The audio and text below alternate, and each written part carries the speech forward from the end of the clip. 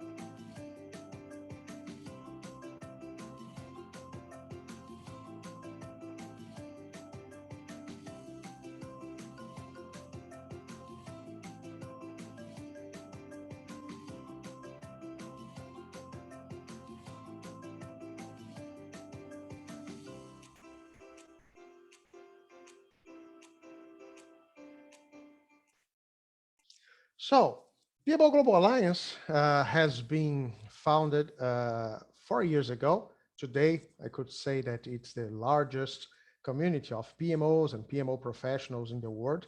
And there is a very interesting connection between our community and Ukraine, because one of our most important projects is, oops, just 1 second, is one of our most important projects is the PMO Global Awards. And the PMO Global Awards is the source of everything that I'm going to tell you today. The connection between the PMO Global Awards and Ukraine is because this competition is the largest one in the worldwide PMO community. And actually, in the last 2 years, we had appointed as the winner of Europe, we had companies from Ukraine. So last year, the winner was Itera, and this year, the winner, the best PMO in Europe in 2021, was Raiffeisen Bank. So congratulations to Ukraine, right? It's a great achievement. And so next year, let's see what will happen. But now there's a big responsibility, right? 2 years in a row. It's a very good achievement. And this result is something very important, of course, but it was possible only because there is a great work being developed by the PMI Ukraine chapter. So we work closely on this initiative, and with the local award for PMOs that is organized by the PMI Ukraine chapter, they are able to identify great companies that, of course, they are the winners of this local award. And this way, of course, they have great results in the global competition. So congratulations again. It's a great achievement. But let me tell you something from now on, a little more technical. The point is there are many trends about project management and PMOs, and usually people discuss most of these trends in a very technical point of view. I'm not saying that it's not important, but in fact, one of the most important things that we have been doing at our PMO Global Awards initiative in the last years is trying to identify what the most successful PMOs have in common, right? And why? Because maybe it can bring us some ideas, about what we can do, how we can set up our PMOs, how we can drive our PMOs to generate more results and especially more value. And when we talk about value, maybe this is one of the most, the most trendy words that we have at this time. So there's a big hype about the idea of value. Everybody says, oh, we need to generate value, we have to deliver value for the organization. PMOs should generate values, they should be perceived as something valuable for the organization. So it's a strong word, no doubt about that. But the point is, okay, but how can we do that? If we want to know how we can do this kind of thing, the first point is try to understand what value means for a PMO leader, right? Because when we talk about value, the first idea that comes to our mind is the idea of some money, so how much money we are generating for the company or something like that. Unfortunately, it's not so easy to show the link between what you are doing at your PMO or the link between your PMO and how much money you are generating for the organization. For example, if you could say, hey, I'm investing 1,000 euros in project management or in my PMO, and it will generate 10% of increase in the company revenue. Oh, imagine if it could be possible. But it's not like that, and why? Because PMOs and project management, usually they are not the business. They support the business in many different ways. So there are many other variables that will influence, some benefits or some results that your company can get. So it's difficult to say that our company is going better or not because of the PMO. It's not easy, right, to show that with numbers. And because of that, we see in many PMOs, the most successful PMOs that we observed in the last years at the PMO Global Awards editions, that most of these PMOs, they are trying something a little different. Instead of just say that, oh, we have to generate value, they are a little more committed on generating what we name perception of value. Perception of value is not a number. Perception of value is a feeling, right? Is that feeling, for example, when you come to your executive and ask, hey, do you believe that the PMO is something useful for your company, for our company? And he or she will tell you, yes, I think so. And if you ask, okay, but tell me why, perhaps this executive will say, I don't know. I don't know exactly to tell you why in details, but I feel that the PMO is something important for me and for the organization. So this is a strong feeling that exists in all companies where we can find successful PMOs. What I'm saying is sometimes you can feel that you are doing a great technical job, you are doing something that in your opinion as a PMO leader is very useful for your organization in a technical point of view. But when we talk with the PMO customers, for example, executives, functional managers, sometimes project managers, because it's very common that they are not part of the PMO. So when you talk to them, they don't see how what you are doing at your PMO is generating benefits for them. And generating benefits mean value, mean that they can see why your PMO exists. So let's talk a little more about that. In the last years, when I say in the last years, actually, let me say it better, in the last decades, PMOs have been very focused on the technical side of project management. So you know that most PMOs were very involved with developing methodologies, implementing some kind of project management software, trying to establish some control over costs and time, project cost and time. So everything that was, maybe that justified the existence of a PMO was very, very oriented to technical stuff, right? And I'm not saying that technical stuff is not something important. Yes, of course, it is. However, we can see I could say a change in terms of point of view in the most successful PMOs. These PMOs, they are trying to do something a little different. Technical aspects are important, but they are not the end. They are not the goal.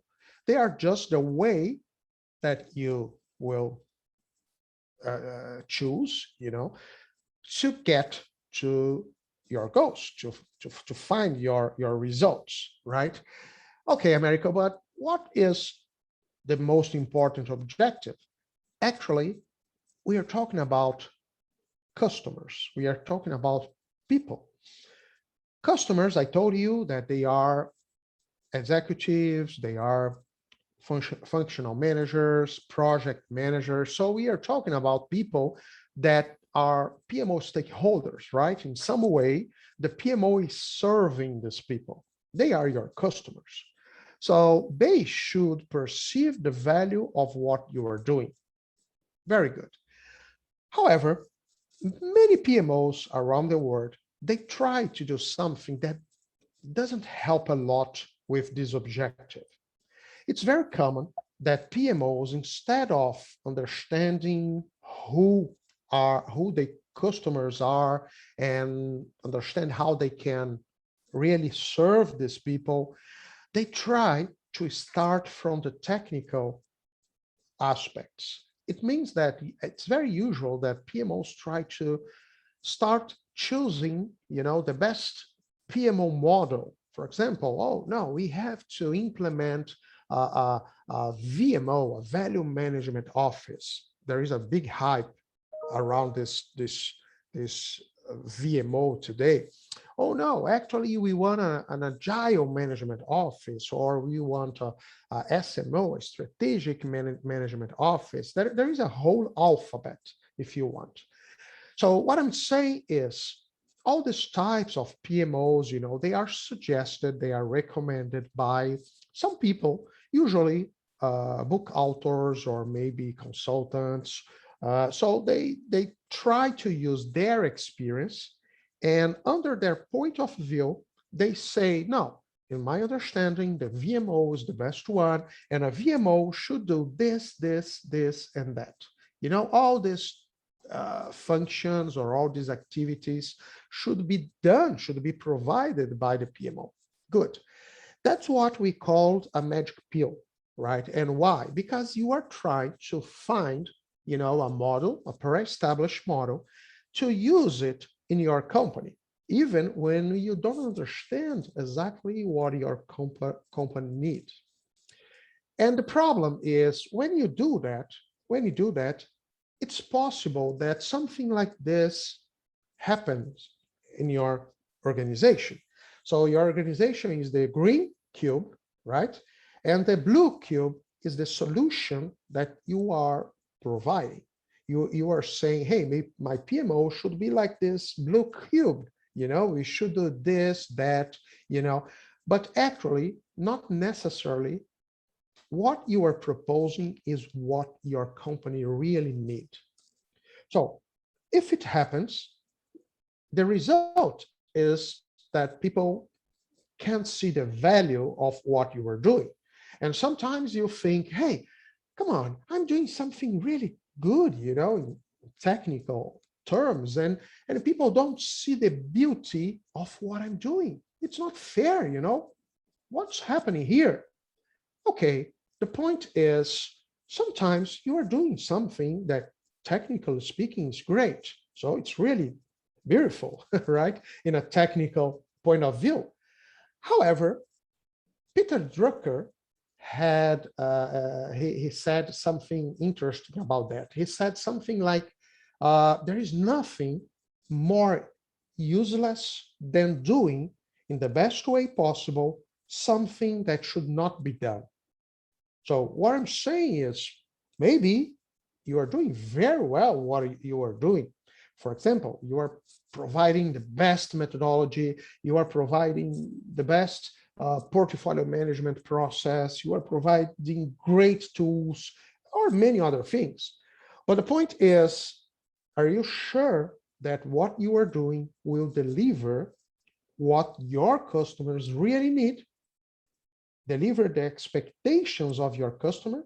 So trying to think like that is something a little different from the easy way, because the easy way is, oh, just let me take from the shelf one of the models of PMOs, a pre-established model, and I will say that this one is the best one for my company. So I will implement a VMO or SMO or anything else. I'm not saying that these models are not really good. What I'm saying is your model should be created for your company. At the end of the day, you can realize that there is something from the VMO, there is something from the SMO, maybe you can realize that what you need is something like one of them, or perhaps a mix of all of them.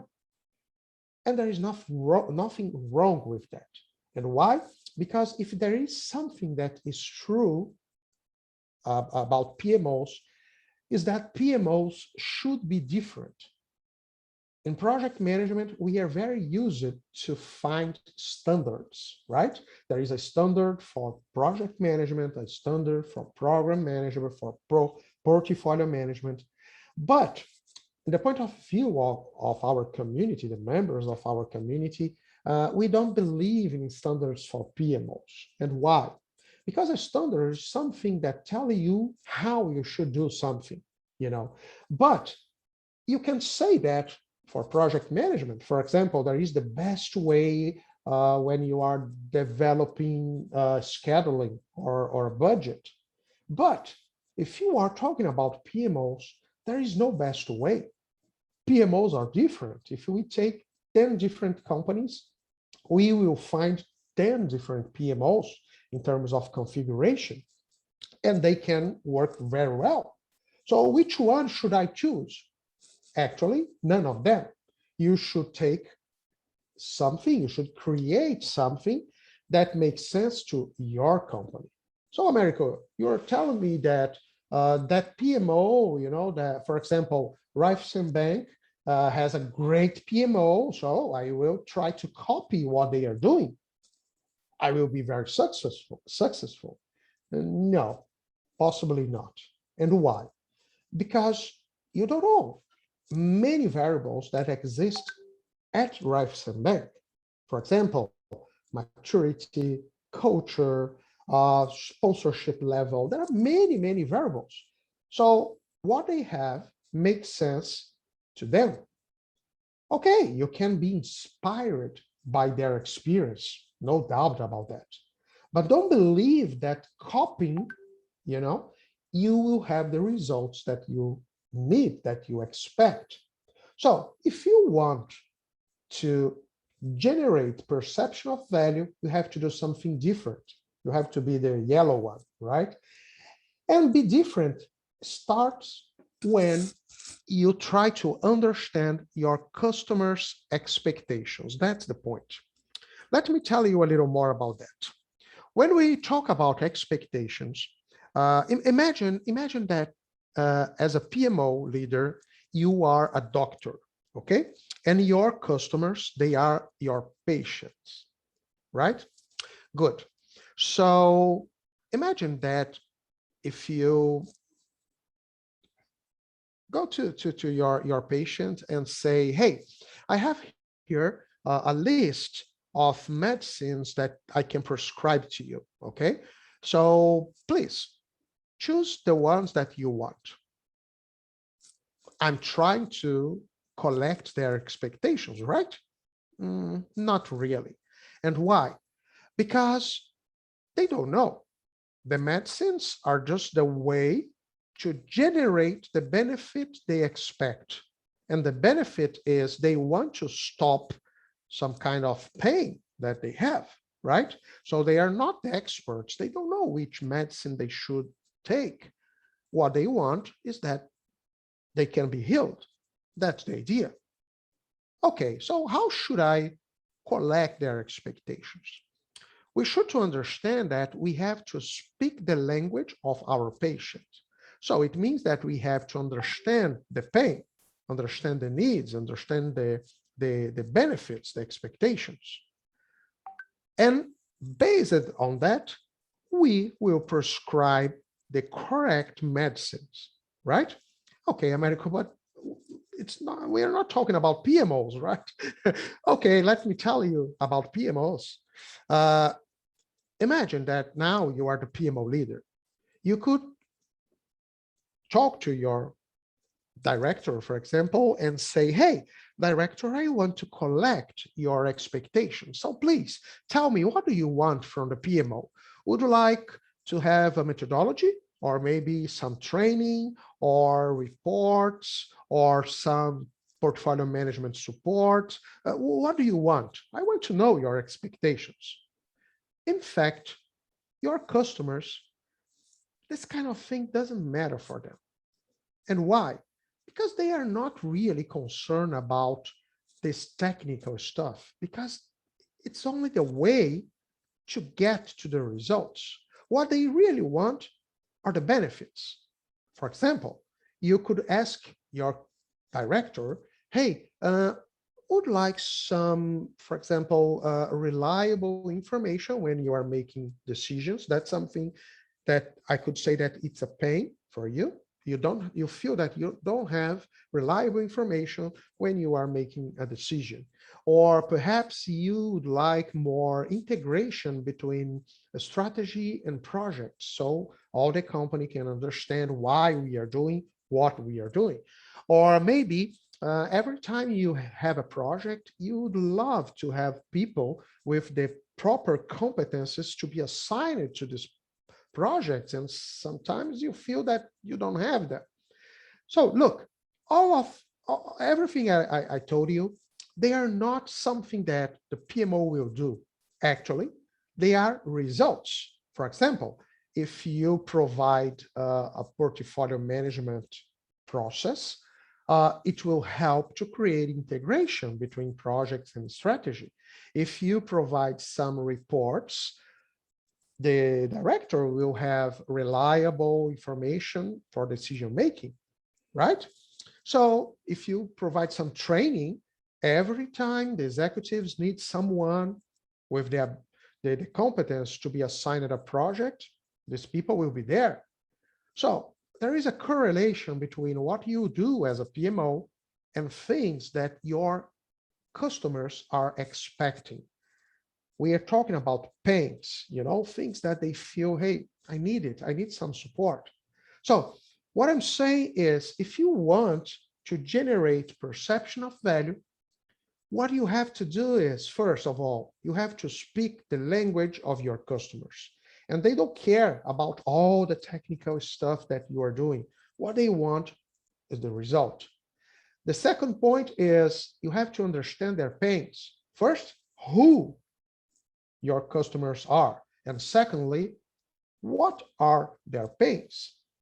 It will be different from company to company. That's why PMO should be different. So let's imagine that you decide to take one of these pre-established models, right? You read a good book and there is a list of things that your PMO should do. And you say, oh, that's what we will do. This is the list of medicines. Perhaps you are suggesting a great kind of medicine to your patient. However, that pain doesn't exist. You know what I'm saying?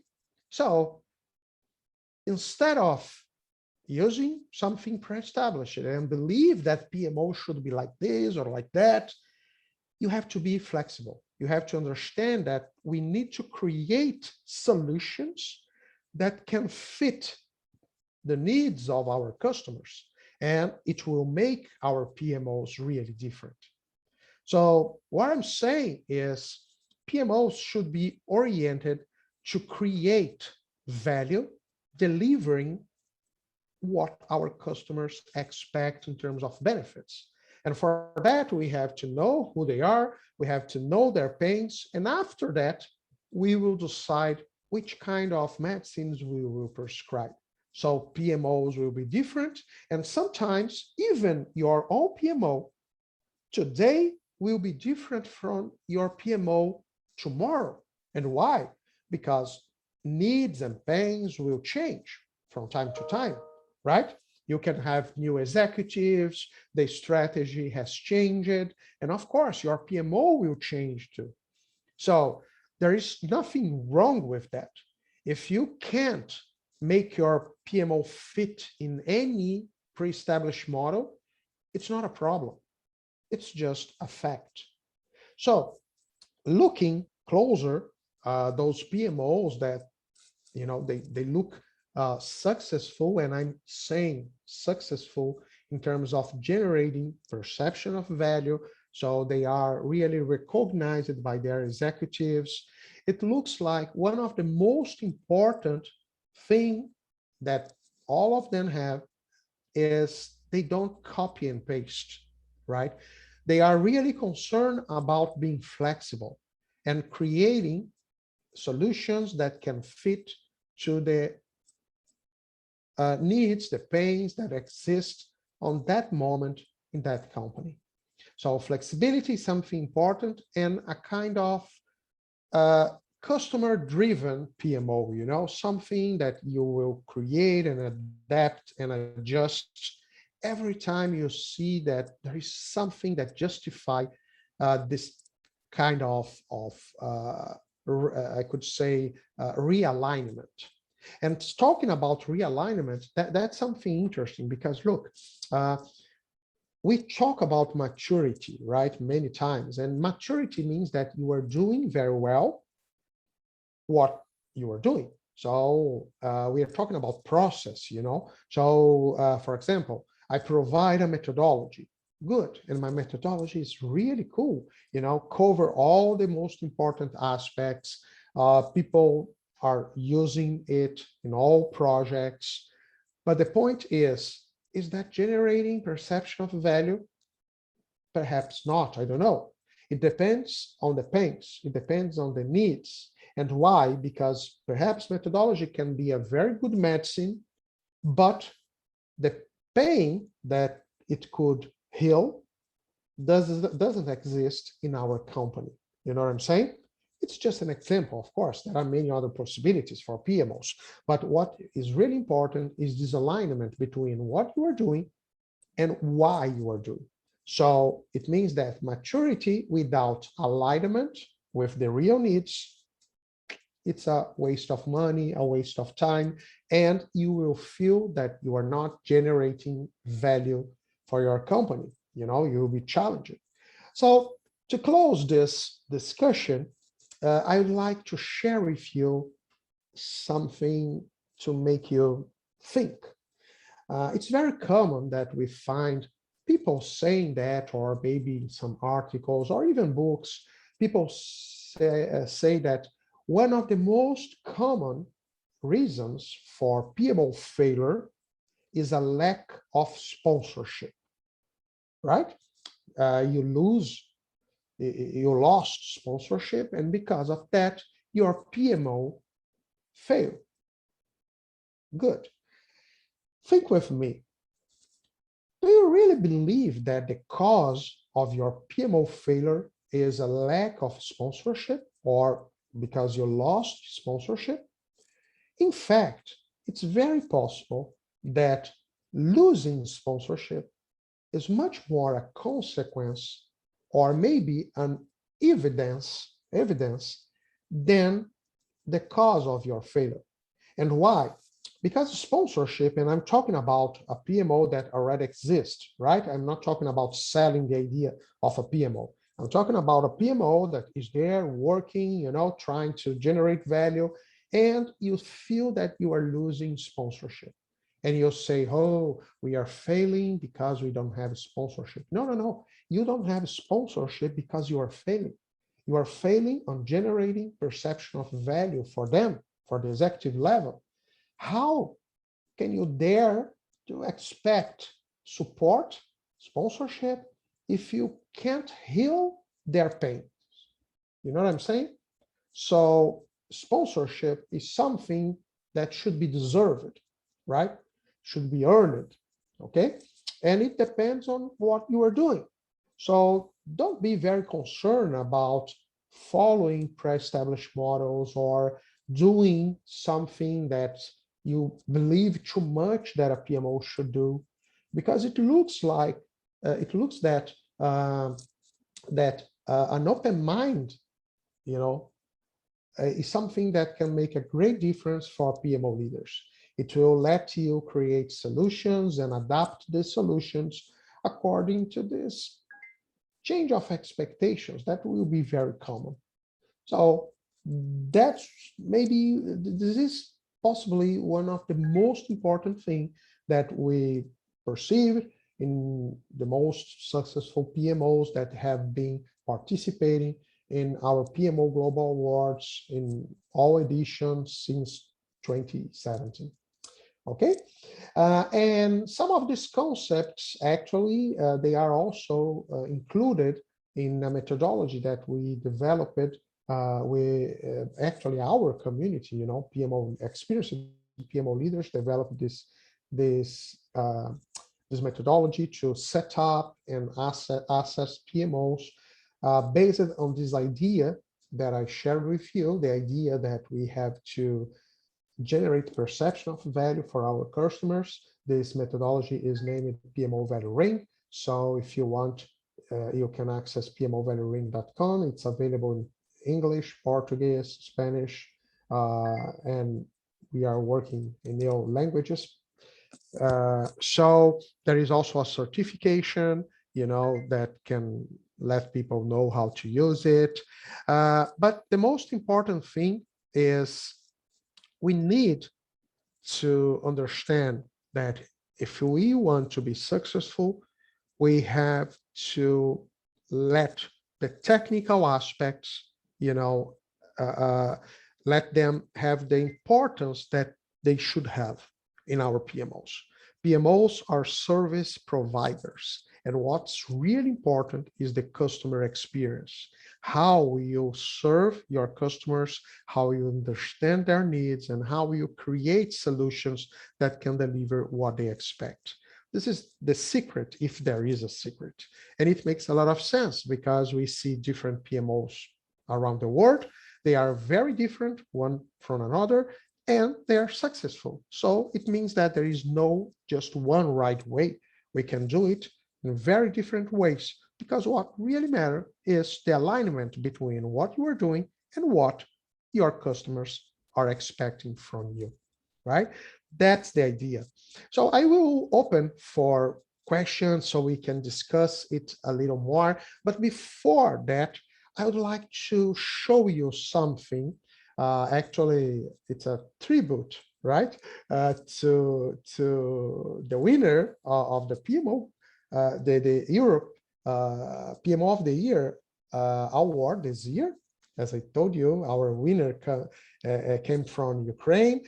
So I think it's very well deserved. And I would like to count on a couple of minutes, 1-2 minutes, just to show you something that is very interesting. And I'm sure that you will feel very proud of that. So just 1 second. And okay, this is part of our ceremony, annual ceremony. It's available on YouTube. It's time to meet the third world finalists, the best PMO in Europe in 2021.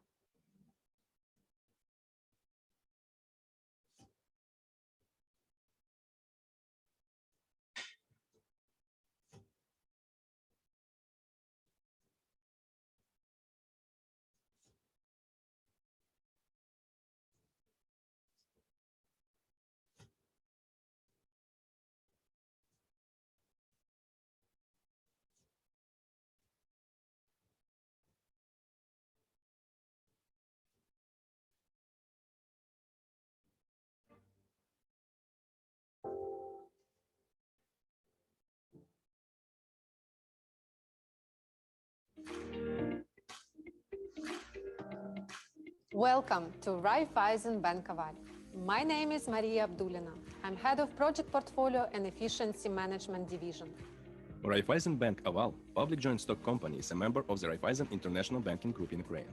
Serves 17.2 million customers from more than 1,800 business outlets, the vast majority of which are in CEE. The value of the PMO organization is the alignment between the bank's strategic priorities and specific projects. So it is there to ensure that everything the bank does and everything the bank invests in is fully aligned with strategic priorities.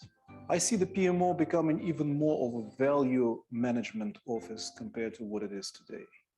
We run in the investment committee, provide full portfolio overview, which is important for decision making. Tempora mutantur et nos mutamur in illis. The times change and we change with them. When we started our transformation, which we did in 2 steps, our challenge was in the first step to find our operating model and adjust our processes to it. In this first step, we started with first Scrum projects. We introduced the Scrum Master role. In the second step, a transformation office was introduced. And our challenge was not only focus on IT side, but also try agile practices in other banking areas. PMO is cooperating with RBI Group, units that are responsible for project management on a group level and are initiators of the group projects, ensures adherence to the group standards in terms of project management. Our team work as a partners with transformational office. They help us to find our way in transformation of the bank and to perform the best results as we can. Hello, my name is Natalia. I am head of corporate product and business development team.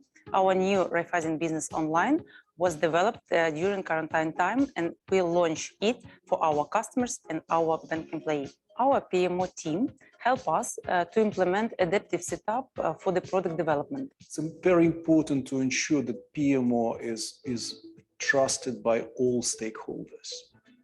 By the end of 2020, our bank received a profit of 4.1 billion Ukrainian hryvnias, the second largest figure in the banking system of Ukraine. The PMOGA lifetime contribution. Okay, is just an a second. extraordinary honor. All right. So there is an important thing that was said by Alexander, that is the PMOs, the PMO stakeholders should trust in the PMO, right? And that's exactly the idea.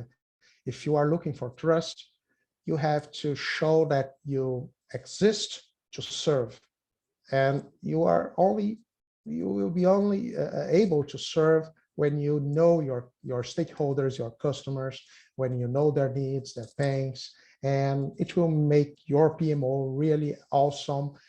Like, you know, Raiffeisenbank PMO, and you have today a great opportunity to know all the details. You know, Maria will be with you, telling you how awesome, you know, is the work that they are doing. So congratulations to Maria, to Raiffeisenbank, and to Ukraine, right? So that's it. I'm open for questions. It will be a pleasure to clarify any point for you. Thank you very much. Thank you, Americo, and thanks for the sneak preview for the next speaker. By the way, that's really nice, really nice to happen. Yeah, we do have a couple questions in the chat. Let me go through them.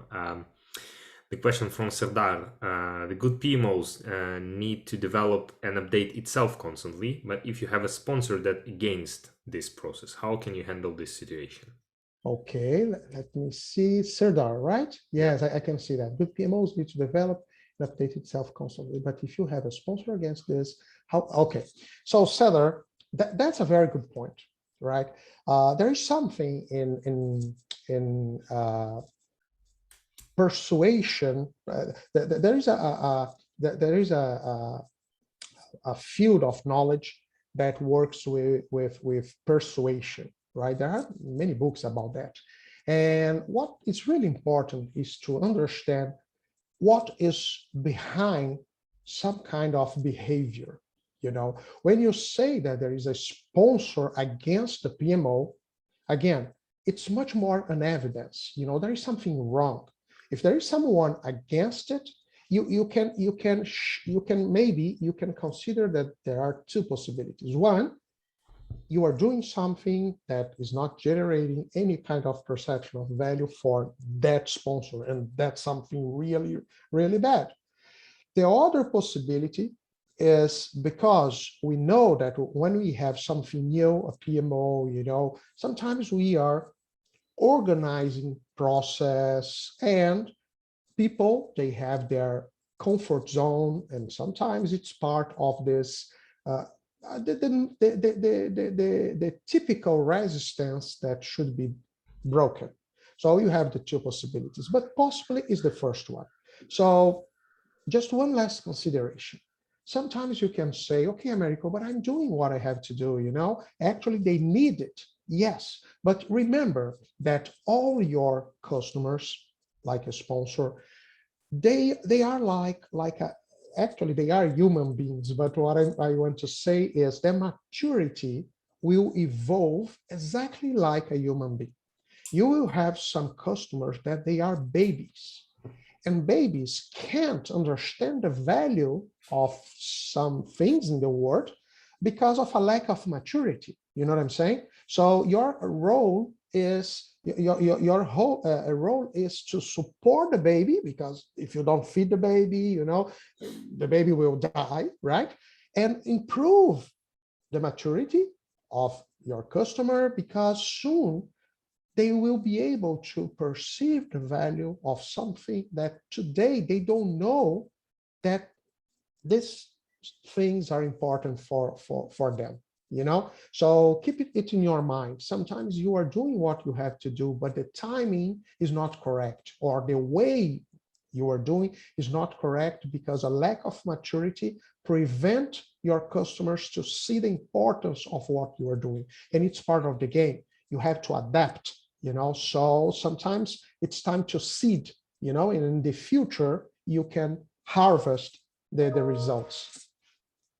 Actually, I have the supporting question myself on that, is that maybe you can share a couple of specific practices related to to how PMO can function in the immature organizations. Yeah, that's a good point, Taras. In fact, the point is, again, we identify needs, right? And sometimes, as I said, because of a lack of maturity, these needs, they can be simpler than what you expect. For example, there are many companies, even big companies, that you see the executive level with very tactical and operational concerns, when it should expected that they should be much more concerned about strategic stuff. You know what I'm saying? But they are not. And you say, no, come on, but it's not right. Okay, but that's what you have. So again, okay, I will heal their immediate pain, because that's what they need now, and I will seed strategic things, because in the future, in the close future, possibly I will be able to offer a little more things that they will be able to perceive the value. Today, if you start to talk with them, for example, about benefit management, they will look to you and say, no, I'm concerned about project cost and time. And you say, come on, you are a director, we should be concerned about the portfolio and benefit man. Okay, yeah, but that's not what happens. So your customers will not adapt to the PMO. It's the PMO that should be adapted to the customers. That's the point. Yeah. Meanwhile, it's a very insightful analogy when you say that your management can be like baby, but meanwhile, this baby can fire you at the very end, right? So it's dangerous. It's not that simple, right? Exactly. Okay. The next question from Nicola was, what's your take on the evolution of PMO-related skills in the context of A, future of jobs, B, the fact that the half-life of hard skills decreasing dramatically down to 3 years and less in the industry? Let's split these skills in two big areas. We have technical skills, and there are many interesting trends, that can be useful for PMO leaders in the future, talking about technical stuff.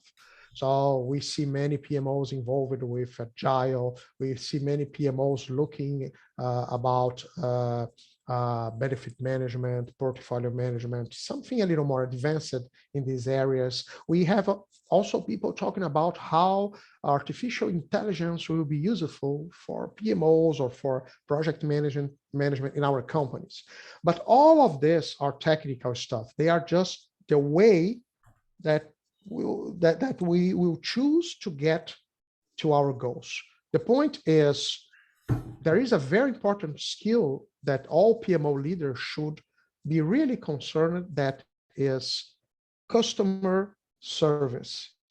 How we can serve our customers, how we can understand that a PMO that started as a very technical thing, today it's becoming a kind of internal consulting area, and consultants need to understand needs and propose solutions. So it's a totally different experience. In the past, your customers just believe that, oh, the PMO is saying that we should use the methodology and the tool. Okay, we're going to do that. Today, they will say, no, I don't want it. Actually, you are here, you exist to solve my problems. And if I can't see that you are doing that, we don't need you. So it's a different way. It's much more oriented to people, to customers, than to the technical stuff. It's just a detail. Okay, good. The question from Yuri was, what are the explicit evidence for the company to start establishing PMO? Right. The first thing that you have to consider is that PMO is not a universal solution. right? So it's possible that you see that your company doesn't need one, or it needs one, but it's not the correct time because of a lack of maturity, right? So if you have, for example, a small-sized company, perhaps a PMO is not a priority, right? So there are many aspects that should be considered when you are proposing a PMO. So the point is, if you really believe that you have an environment that can receive a PMO, where a PMO can, grow, the first step is persuading the executive level that the PMO is something that can bring them results, benefits, that the PMO can heal some of their pains. If we can do that, of course, we have to repeat the same strategy with the other levels, the management level, but the executive level is the focus when we are starting. So the point is, don't push too much. We have to respect the culture and the maturity, because if we just bring the technical solution and say, oh no, that's what we should do, they can just create a big barrier, a big obstacle, and say, no, we don't need it. And they are doing that because they can't see yet the value of what you are offering. Okay, thank you. Question from Evgeny. Can you suggest what are your favorite approaches or frameworks to define or rethink project prioritization inside an organization, if any? Okay. So we are talking about project prioritization, right? So we are talking about portfolio management. First of all, let me tell you something important. There are many different approaches and frameworks, but what I really see in many companies today is something that comes before that. There are many companies that the executives and even PMOs, they say that, oh no, we are providing some kind of portfolio management. But when you look at closer in the microscope, you see that there are many misunderstandings about that. For example, there is a very big misunderstanding between what is selection and what is prioritization. So there is a confusion between these two concepts, and it's really important because people consider that everything is just one thing, but it's not. So basic concepts, sometimes there is a lack of understanding about basic concepts. So this is the first point. And the second point is, you can choose the framework you want. It doesn't make a lot of difference. What really make a difference for a PMO to be successful when you are offering something to the executive level is you have to be very cautious, because if you try to give more attention to the technical part than to the people aspects, you will fail. Let me give you an example. You create, for example, some criteria for selection and prioritization, and you talk to your executives and say, hey, this is the way that you should select and prioritize projects, right? Because I know how to do that. And they will look to you and say, what? Come on. We know how to select and prioritize projects. We have been doing that for years. So now you believe that you will teach us how to do that? You failed. Actually, the idea is how you can organize the decision-making process about the portfolio management without creating the idea that you are saying to your executives that they don't know what they are doing, So again, customer service, right? How can I deal with that? How can I can establish a portfolio management process? How can I translate the way that they make a decision? Because they know how to do that, because if they don't know, they will not be there, right? So how can I translate a way that they make a decision in something that they can trust? They can see, hey, oh yes, it makes sense. That's how I think about that. So this way, you will have better chances to make it happen. right? So the frameworks, there are many of them and they are quite good, but you should create something that can fit to the culture, to the maturity, and that people can see that you are not reinventing the wheel, but you are just trying to organize things. That's the point. Nice, thank you. Maybe to close the discussion with, again, the human side of PMO functionality, etc. You've been mentioning a lot about hearing your customers, etc. But what if we are working in a company, like even taking my example at the moment, the company is not that big, the scale is below 5,000 people, but we had a lot of so-called competencies. We don't call it departments, but we all understand what it means, right? And how to identify the actual customers for your PMO, especially in the very, very beginning of the life cycle, and you really need to, to hook the organization into that to show the benefits that we were talking about. How to choose or how to analyze potential customers of the PMO on the early stages. Okay. The point is you should establish groups of customers, right? Or a group of stakeholders. And of course, when you establish these groups, let me give you some examples. We could say that we have the executive level, we have project managers, we have functional managers, and we have project team members. It's very clear that these groups, they have different relevance for the PMO, right? It's obvious that the directors are much more important than the project team members. However, I can't just ignore the project team members, especially in the medium and long term, because they are also customers and they can generate some kind of challenges for us if we don't deliver some kind of value for them too. So if we are in the beginning, of course, we have to prioritize those groups that are most relevant, so again, the executive level is the focus. There's no other way, right? But the point is, it's something that should be sold in a very structured way. And why? Because you can't promise things that you will not be able to do, right? And everything that you promise should be very clear and transparent, because this way you will be able to measure the results later and justify why the PMO exists, right? So focus on those most important groups of customers I really believe that is the first step when you are starting. Great.